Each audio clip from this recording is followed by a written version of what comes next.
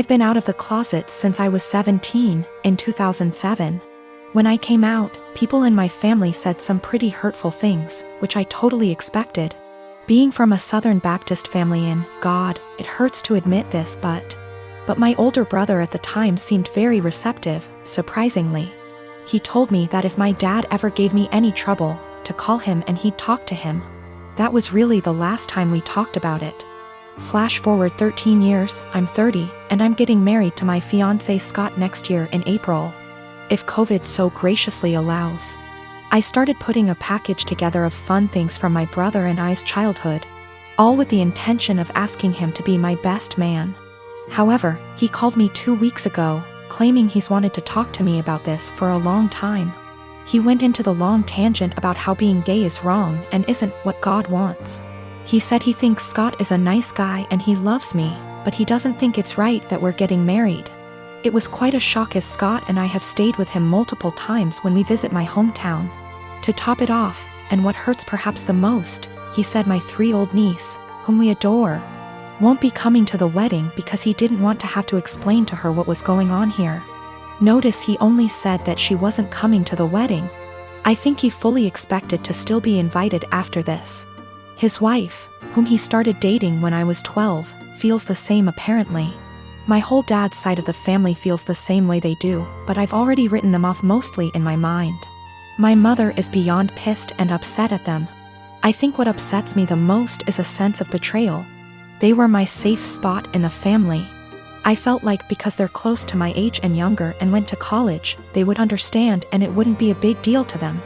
I almost feel a bit embarrassed because Scott comes from a wonderful Italian Catholic family and they've never been anything less than loving and supportive. I told them that, on what is supposed to be one of the happiest days of my life, if they or anyone else is sitting in the audience and in the back of their mind thinking that what we're doing is wrong or not right, they should just stay home. I know my brother and family love me, but it feels up to a point, conditional, and limited. I told them that they learned being gay is wrong. They weren't born not liking gay people. So they can unlearn it, if they were willing. But I don't think that's going to happen. My husband and I, both in our early 30s, have been together for over a decade and made the decision to not have kids. I like kids, I have nieces and nephews, we just don't want them for our own reasons. He had a vasectomy, which only a few people know about. Our families are aware we don't want kids, as they've asked this before during different major life events, our wedding for instance. We recently bought a 3-bedroom home with a nice yard in a nice area. Excited to show our new home to family and friends, major upgrade to our previous home, we hosted a housewarming. During the party, one of my sibling-in-laws, Alex, made a few indirect comments about all this space. And kids would love it in our house, etc. Eventually they asked point blank when we were having kids. I made a light-hearted joke about it, which is my go-to for this question. Oh, well, I like sushi too much to have to give it up for a pregnancy. Plus not drinking for pregnancy and breastfeeding? No thanks. I tried to make it very light-hearted and laugh it off. Most people just laughed along. That seemed to anger Alex, and I was told children are a joy, and a good mother puts her kids before everything else. I agreed, children are a joy, I like spending time with the nieces and nephews. And obviously I can't be a good mom if I chose sushi over kids, so I just won't be a mom, paraphrased. Still trying to brush it off in a gentle way because I'm not trying to start a fight by telling them to stop asking in front of everyone, because I know my tone will be seen as rude and abrasive. We move on. But Alex is still annoyed and making little comments in their group about how flippant I am about it and how when it finally happens, then I'll understand. My husband heard this and jokingly said, well, if she gets pregnant, that'll be a problem for the divorce lawyers. That seemed to piss them off more, but they stopped. With holidays coming up, we have not been invited to Alex's usual Halloween bonfire. When husband spoke to his parents, they told him Alex was annoyed we were so careless and callous about our child-free status and to say what we did, and they realized we had taken permanent steps to ensure we never had kids. That we know they had to do if to have kids, etc. And we are AHs to just not care. I feel bad because they did do if and lots of fertility treatments to have their kids. And even then they still had a few miscarriages. I can't imagine wanting kids and struggling to have them and then deal with miscarriages. But at the same time, I'm so tired of justifying living my life how I want. I feel terrible my joke was taken the way it was and that I hurt my IELTS. I truly never meant for that to happen. After the bonfire this weekend, we will be reaching out to have a heart-to-heart, if they'll accept it. Either way, I'll be apologizing for hurting their feelings, let them know I love their kids and them. But I will also be firmly putting down any further attempts to discuss our child-free status, if the conversation is about changing our minds. I have not told them our reasons for being child-free, so I think perhaps if they are willing to listen, I'll explain them and hopefully the conversation can be constructive. I met my friend Chuck about 1.5 years ago. We were both part of an online local group for single parents and eventually met offline with other group parents. I have known Britt since high school.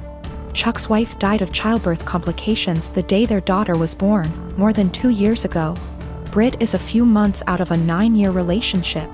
Both of them have expressed wanting to meet other people. And I thought they'd be good for each other because of common interests, and we all have kids of similar ages.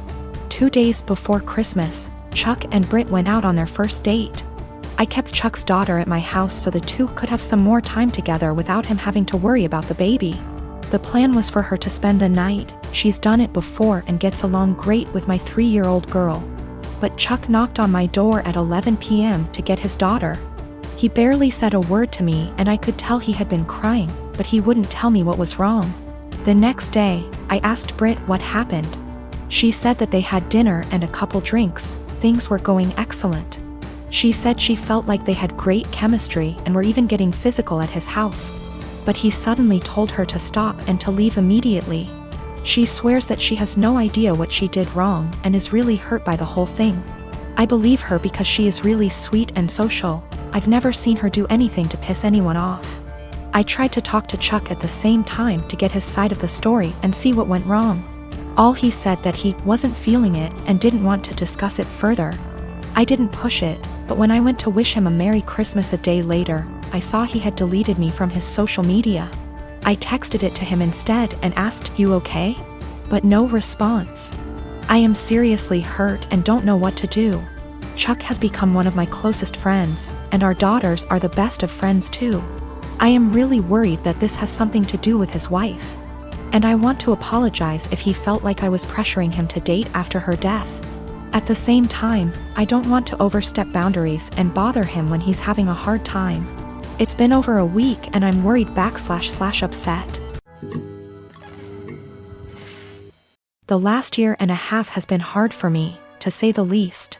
Last March, my brilliant and hilarious and beautiful girlfriend Natalie suddenly passed away. Everyone always gave shit about us because of politics.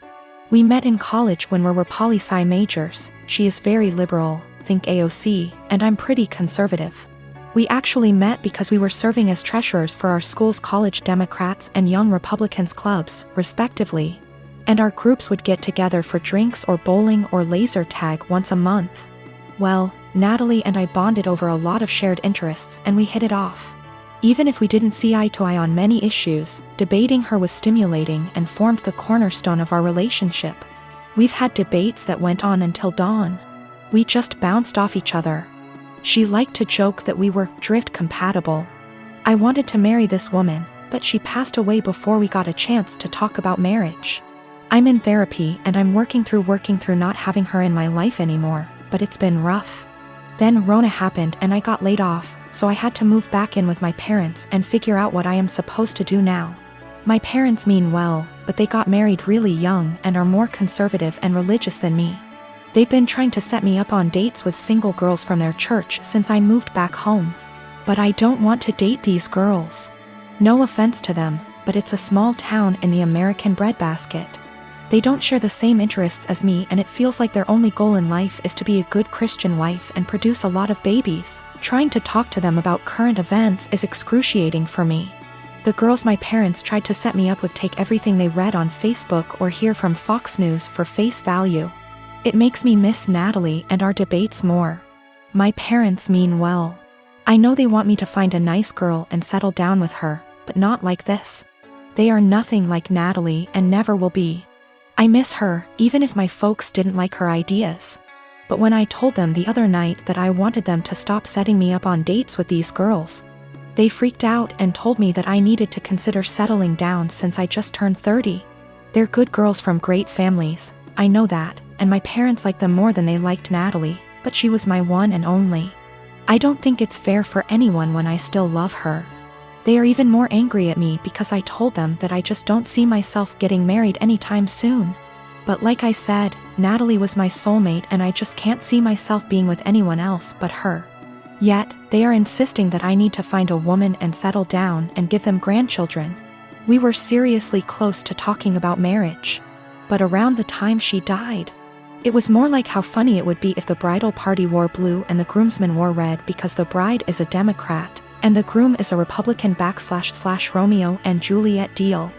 I wish we got to do that. Natalie thought it was hilarious.